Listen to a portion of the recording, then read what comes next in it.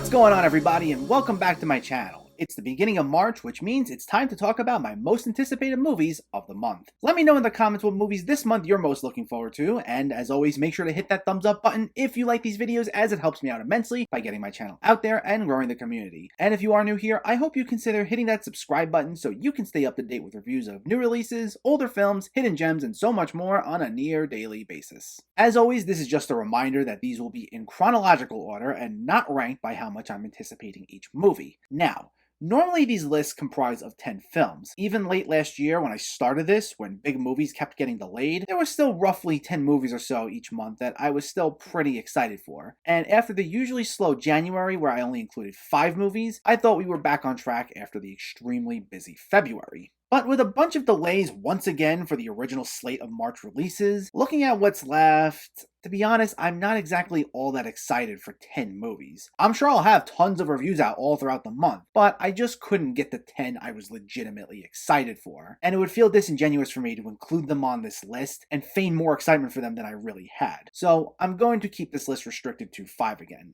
And I will say, if you're keeping track of what's coming out this month, it may not exactly be the 5 you're thinking of, but let's talk about them. Kicking things off is Lucky. A suburban woman believes she's being stalked by someone who supposedly keeps returning to her house night after night, and when she doesn't get help from anyone around her, she takes matters into her own hands. Directed by Natasha Kermani and written by Brea Grant, who also stars here, I've heard this repeatedly being described as a time loop horror movie, even though the plot doesn't explicitly call it a time loop movie, though I haven't read too much into it to be quite honest. And while it sounds like by this point we should be getting tired of these movies, for the most part we've actually gotten some pretty surprising ways of making this genre still feel fresh. Everything from Edge of Tomorrow to the Happy Death Day movies to Palm Springs. And this premiered at Fantasia Film Festival in August, and it received plenty of positive reviews. Plus, the trailer looked like it'll be pretty exciting, so I'm always open to being pleasantly surprised here, and I'm holding out for this. So this will be out on Shudder on the 4th. Coming to America once again stars Eddie Murphy as Prince Akeem, who learns he has a long-lost son in America, and he now has to return there after all these years to build a relationship with him. Now, I gotta admit, I'm usually pretty wary of sequels that get released so many years after the original, but after I saw the teaser for this, I had a big smile on my face, and I even included this as part of my most anticipated movies of the year list. The first movie is one that I used to have on repeat when I was in high school, and this looks like it's going to capture at least some of that same energy, bringing back most of the characters that made the first one so enjoyable, from King Jaffe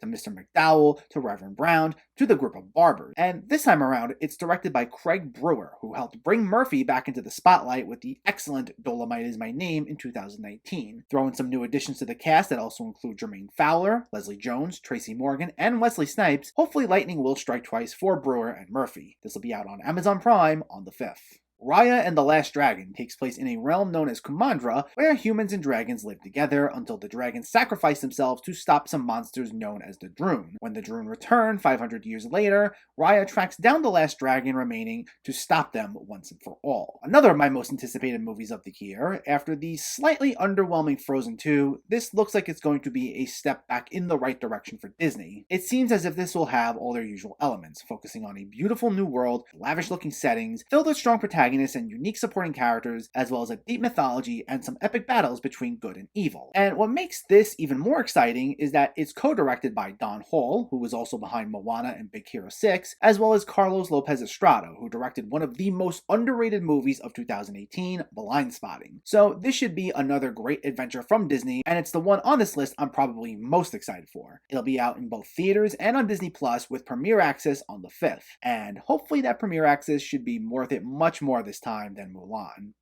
Just saying.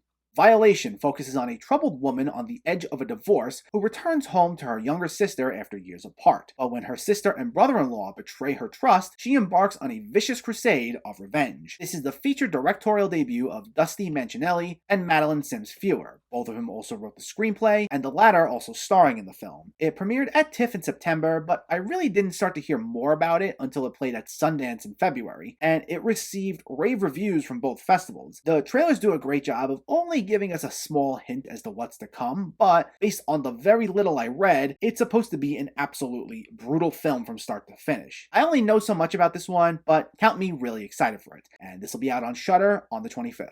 And finally, Nobody stars Bob Odenkirk as a mild-mannered family man who declines to help himself or his family after a break-in at his home. After this sparks issues with his family, a deep simmering rage ignites in him, awakening suppressed skills and dark secrets. Directed by Ilya Naishuller, who also directed Hardcore Henry, if you took one look at this movie, the one major comparison you'll be able to easily make is to John Wick. And that would be fitting, as this is written by Derek Kolstad, who also wrote the John Wick movies, and is produced by David Leitch, who co-directed the first John Wick. And from the looks of it, this should capture at least some of that same fun, though I'm sure with a personality all its own, considering how charismatic Bob Odenkirk can be. With a cast that also includes Connie Nielsen, The RZA, and Christopher Lloyd, this should be a blast, and we'll see this in theaters on the 26th. And that's what I'm most looking forward to in March. I know there aren't that many bigger movies coming out this month. There are a few I know I left off here, like the Justice League Snyder Cut and Cherry and Godzilla vs. Kong, but don't worry, I still plan on covering them. I just wouldn't call myself as hyped up for them, unfortunately, as a lot of other people are, for reasons I will get to in each review. But stay tuned for those, as well as much more, coming very soon. But let me know, which movies are you looking forward to in March? Was there anything I listed here? Was it something I left off? Let me know in the comments below so we can discuss. Also, if you enjoyed this video, please like it and share it. And for more movie reviews and film discussion, please make sure to hit that subscribe button to stay updated. Thanks for watching, everyone, and keep having fun with film.